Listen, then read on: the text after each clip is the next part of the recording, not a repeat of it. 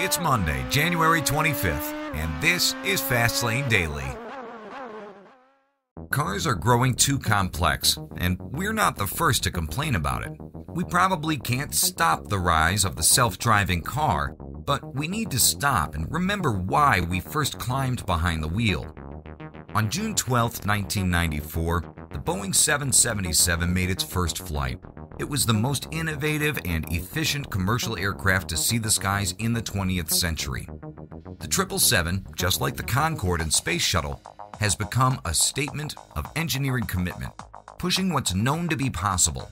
As a species, we've come a long way from Kitty Hawk. Part of the genius of the 777 was that it was the first commercial aircraft to be designed completely on computer. That meant every single part could be tested, built, and repaired before it physically existed. That also meant that the flight operation systems could become much more complex, allowing the plane's computers to essentially fly the plane themselves. I once heard a great quote from one of the lead test pilots on the program. "All the 777 needs," he said, "is one pilot and a dog. The pilot's there to make sure everything is turned on and working properly, while the dog is there to bite the pilot if he tries to touch anything." And that's how the dog will kill Hoonage. 2 years ago, I had a conversation with Formula Drift champion Samuel Hubinette. I asked him how he learned to balance a car on the edge and what made his car control skills superior to those of anyone else. His answer was funny, but not shocking because it sounds almost exactly like how I learned to drive. "I would steal my mom's old 240D Mercedes-Benz," Sam said, "and have fun on frozen lakes."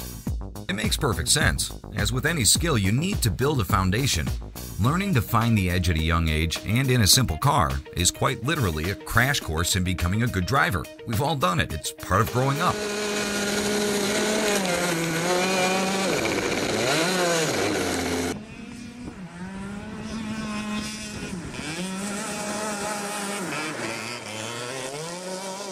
That in turn brings me back to the dog, the one that bites me every time I try to turn off the traction control in a modern car. The mutt never lets me turn it off completely. I'm always being told no, either because of the car's technology or the cops sitting down the road. And that's why, even though we live in one of the largest driving paradises on the planet, our sons and daughters will grow up to be drivers. It doesn't have to be that way, but thanks to lawmakers, overprotective parents, and insurance companies, manufacturers are forced to dilute the cars that they build. What happened to the days of showcasing the best of what's available? When the first Boeing 707s, then called the Dash 80, hit the skies, test pilot Alvin Johnston performed a barrel roll for a stunned airshow crowd. Even Concorde pilots were known to do barrel rolls as part of their training program. It may seem frivolous, but on a certain level, it was necessary. But our nanny society will no longer allow for such shenanigans. Modern sports cars and sports sedans have evolved to a point where they simply mimic the feeling of being on the edge without really getting anywhere near it. There is a solution to this madness. The great cars, the ones that still allow for easy Hoonage, are the ones that we see every month at a lemons race. And that, in turn, brings me to a question. Would you rather drive a fast car slow or a slow car fast?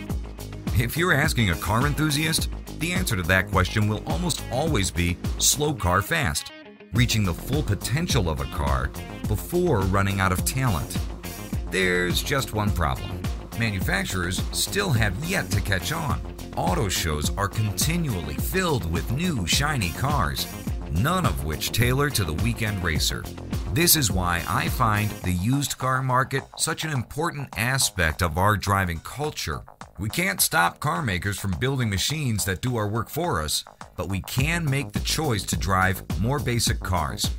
We don't need dual clutch transmissions to go 1/100th of a second faster per lap, nor do we need 3 versions of traction control. Eyes, hands, butt, feet. Those are our controls. That's our stability program. Open the door, unbuckle the belt, and let the dog go. We need to focus on simple, cheap fun. Fun that brings us to the root of what driving is all about. Living on the edge. Return to the basics. Go buy your Miatas, your BMW E30s, and your shifter carts. Focus on what matters and, most importantly, get your children involved too. Build their foundation for a future of safe driving.